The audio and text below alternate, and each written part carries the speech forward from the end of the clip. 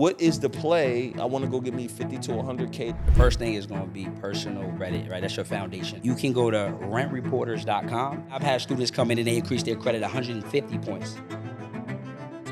Did you say your first funding was 67,000 or 100? What was the first? $167,000 in 47 days. Okay. I would like for us to give people a path right now. What is the play? I want to go get me 50 to 100K to go leverage and go generate income through different streams. What's the first step? Bro, 100%. First thing is going to be personal credit, right? That's your foundation. Yeah. So a lot of people, ask about credit score. Everyone wants to know, what's your credit score? The reality is, let me tell you this, your credit score is not the most important fact. It's your credit report, right? I like to compare it to a resume. If you went into a job, you might have 10 jobs on a resume, but if they say you've been fired from 6 and you ain't lasted long in 7, 8, and 9, you're not gonna get the job, right? So people think having a higher score means you always get more money. I got people who come to me, they might have a 750, and we can get them some funding, but somebody could come to me with a 695 and we can get them more funding, right? First thing I'm gonna tell you is this, you wanna build out your report, all right? So we wanna think about primary accounts. Primary accounts are anything that's in your name. So we talk about student loans, auto loans, mortgages, lines of credit, credit cards, all of these things are primary accounts. If a person doesn't have any primary accounts, first thing I tell you to do is let's go build what we call credit builder accounts. This is gonna set us up, right? You can go to Self, you can go to Kickoff, you can go to Credit Strong, you can go to Ava. All these places are gonna allow you to start building on-time payment history, which is the biggest factor in your report, right? They're gonna report every single 30 days, and most of them are gonna report to all 3 bureaus, which is good because now every single month, Equifax, TransUnion, and Experian all see that we're reporting on-time payments. Another hack I would tell people to do is this. If you're someone who's been paying rent, this is the play I ran that helped me go crazy early. You can go to rentreporters.com, and not only are they gonna allow you to report on-time payments, but they're gonna allow you to backdate. So although I was new to credit, I now had a 9.5-year report on my credit that was reporting leveraging mom's house. Wow. The way it's gonna work is every month they're just gonna text the landlord. They're gonna simply say, did Darius pay rent? Did he pay on time? And how much did he pay? All your landlord gotta do is check those boxes, and now you're good. So that's the cheat code. When people ask,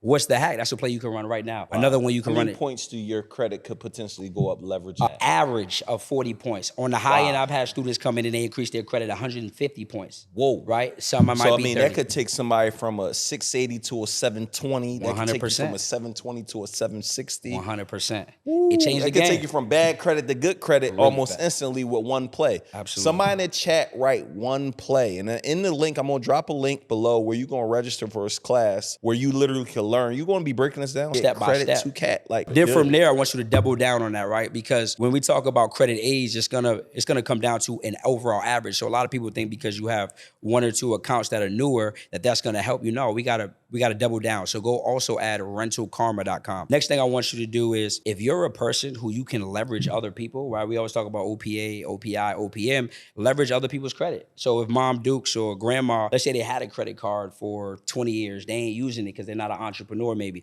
What you could do is you could say, Mom or Grandma, I want you to call your credit card company and add me as an authorized user. Now what's gonna happen is you're gonna be able to piggyback off of that age, and now that's gonna also help your overall age. Yeah. Next thing I want you to do, because we wanna diversify. And I want you to keep going. I love it.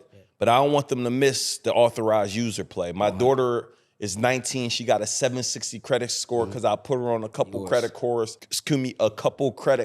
7, 8 years ago. Fire. Start early. So now no cosign on her apartment. She's good. Buying a brand new whip, no cosign on the whip because of what we did. So one of the immediate execution plays, call somebody who you know that have good credit. Yes. This may not be a mom. This may be an uncle, a friend, a cousin. And here's the strategy. Tell them they don't even got to give you the credit card because some of them might be like, yo, I don't know if Don't hold on to the credit card. I don't need it. Yep. And watch your points. What is the average points you could get off of that? It depends. So if you're dealing with age and if you're newer, let's say I just started building out my report and I'm at an average of 2 years, I go add my friend or my mom and a 20-year account. That could increase my credit 100, 150 points. If I'm in a situation where maybe I'm at that 695, I got older accounts and I just need a little boost, it can help me 20, 25 points. But regardless, it's going to help the overall report. Yeah.